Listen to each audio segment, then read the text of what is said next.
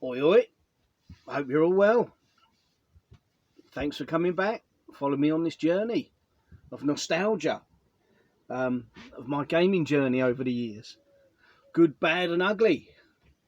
Um, so it's been fun looking back and things that have come back to me that I've pretty much forgotten all about. And made me smile, made me chuckle. It's a good crack. So back in the day, I alluded that I had a Game Gear and had a fair collection of carts and whatnot in my little Game Gear bag. Again, I'd got from Roy's. My girlfriend at the time, back in the day at high school, Raina, hope you're well. If you ever see this, we were pretty much inseparable.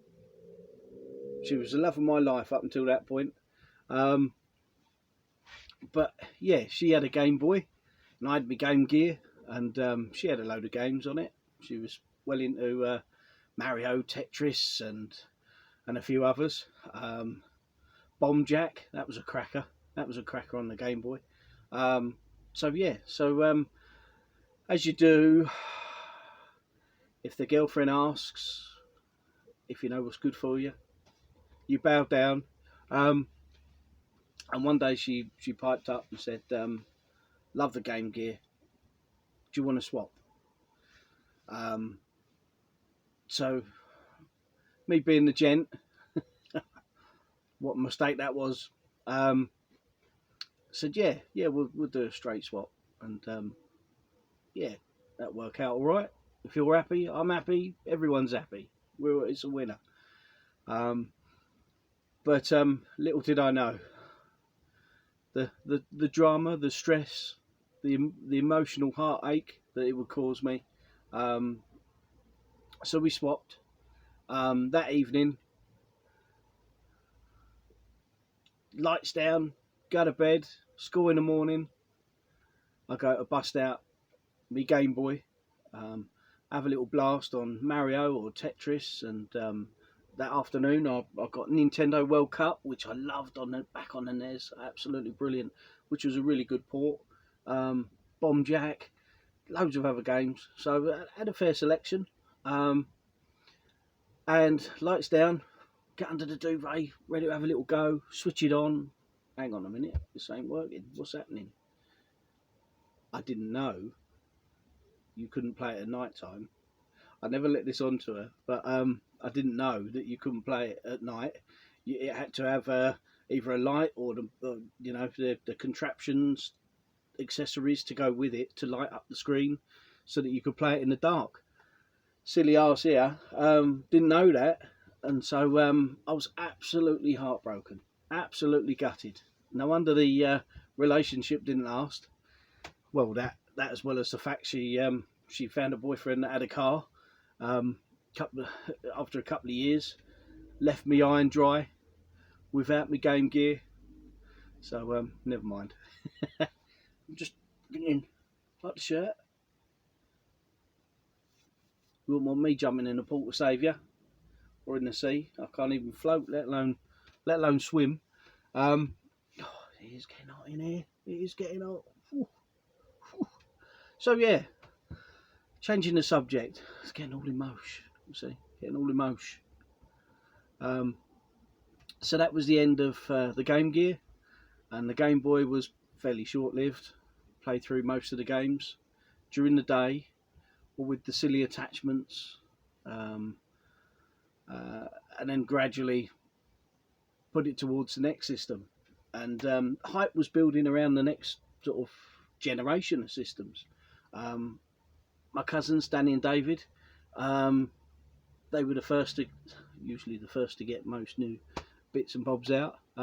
They got Saturn, and with Clockwork Knight and Virtua Fighter and some other quality titles, Sega Rally and stuff. Had a go on that when they brought it down during the summer, and was impressed by it. But I mean, by then I thought I knew it all. Nintendo was the way to go.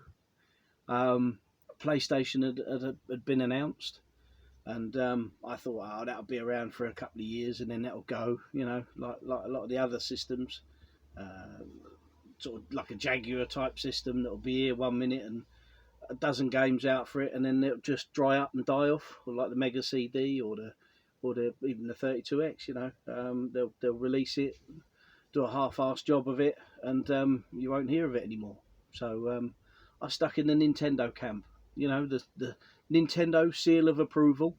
And one thing that sort of set my mind well on track that Nintendo was going to be the greatest thing ever was this little bad boy. And I don't collect or keep any memorabilia or any extras with regards to gaming. I'm just about the games themselves and the consoles.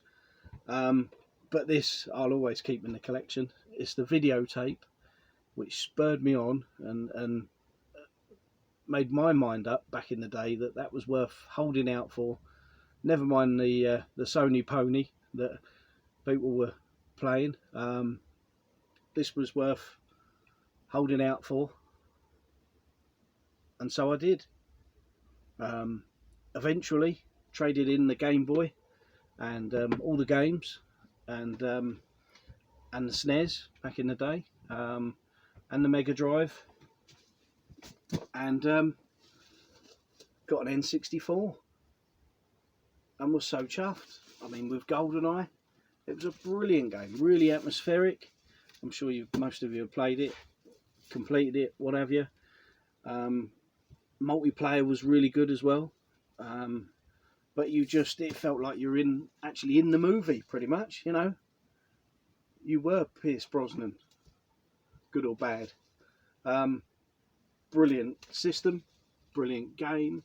I really like the controller. It's not the best ever controller, but it's something I really took to. Love the fact that there was 4 ports on the front of the console. So for me, the N64 was initially the clear winner in it, and that would have been around for the, you know, it had the prestige. It had Nintendo written on the box. You know,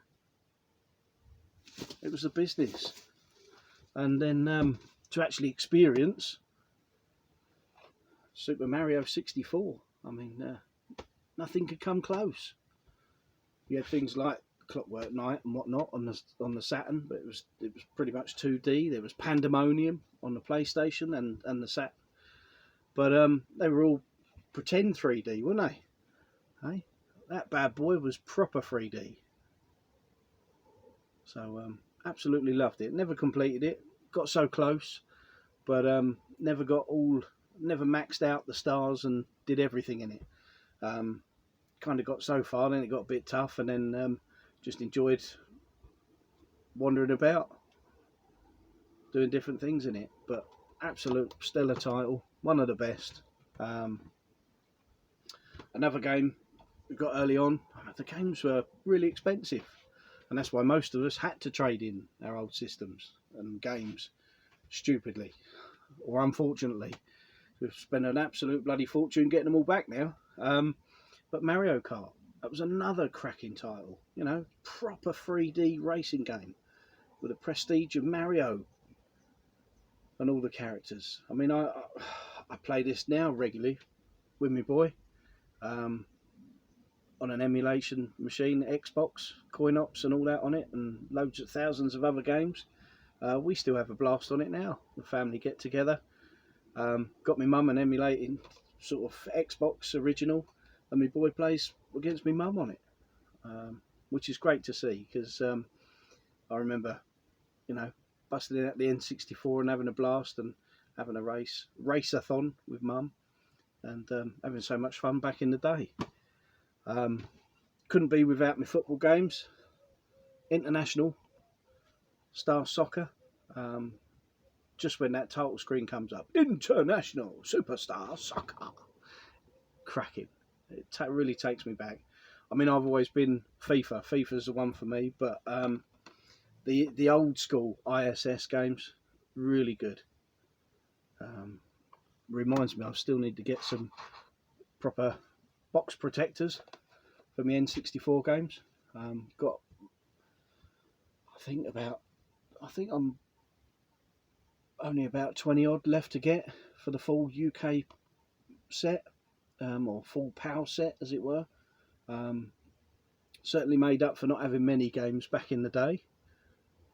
That was a cracking game. Motor Racing Championship. Again, 3D proper. It was proper racing. This was another cracker. Really atmospheric. Banjo-Kazooie. Again, proper 3D. I've got Banjo-Tooie all boxed up. But I've never had it back in the day. So that was a stellar title. Wave Race. Another cracker. It was a beauty. The water effects on it. I mean, there was nothing come close. You Sony ponies out there just couldn't keep up. Although to be fair, you had Cool Boarders, whereas 1080 Snowboarding is a cracking game, but I kind of prefer Cool Boarders playing them nowadays. But 1080 Snowboarding, you know, it was. You imagined it like almost like real life. Another great title I got back in the day, Donkey Kong 64. I eventually got Donkey Kong Country 1, 2 and 3 on the SNES back in the day. They were all sort of weighed in towards the N64, stupidly. Then I'd got them back later on, and again sold them off. Probably 5 years or so, probably a bit more than that now. Come and go. And now I'm back into SNES collecting. So they'll be coming back soon. But this was a cracking title. And got the expansion pack for it because upgrading memory. And that was a great thing about N64. You could get all the rumble packs, the memory cards. Yeah, they really put some effort into it. I got this back in the day, Zelda. Hardly played it. I think I put a couple of hours into it at the most. Not my sort of game. I know I'm, you know, rocking the boat with a few people there, but it's not my cup of tea. Never really has been. I can understand it's, you know, it's got its followers, but definitely not for me. So yeah, so that was the N64 in my book. I mean, I've got some others, some notable back in the day that were games that were real great fun. Mario Golf, really good fun. Anything with Mario on it, the first party titles were really good, and they still are now, to be fair. And that's kind of the problem. They all seem pretty much, you know, they haven't evolved that much from the N64 days. I mean, you know, if it's not broke, why change it? But that's why I'm not a great fan of the Switch. I've had a Switch. We sold the Switch last year. We had every Mario, Donkey Kong, Zelda, all the top games on it. But it just sat there, never got played. The original Xbox that we got, emulation machine, gets far more use. Even the boy, he played a bit of FIFA on it, and Mario Kart, love that. But he prefers the N64 games on the original Xbox we got. So yeah, you can't beat it. So certainly for a fair amount of time, I was flying the Nintendo flag, and loving all things Nintendo, no matter what them Sony ponies come out with, for a certain amount of time. And well, there was going to be changes ahead, put it that way. And I look forward to sharing that with you in the next video. I can only take so much heat at once, you know. I look forward to seeing you again soon. Thanks a lot. Thanks for following my journey, and take care all. Bye for now.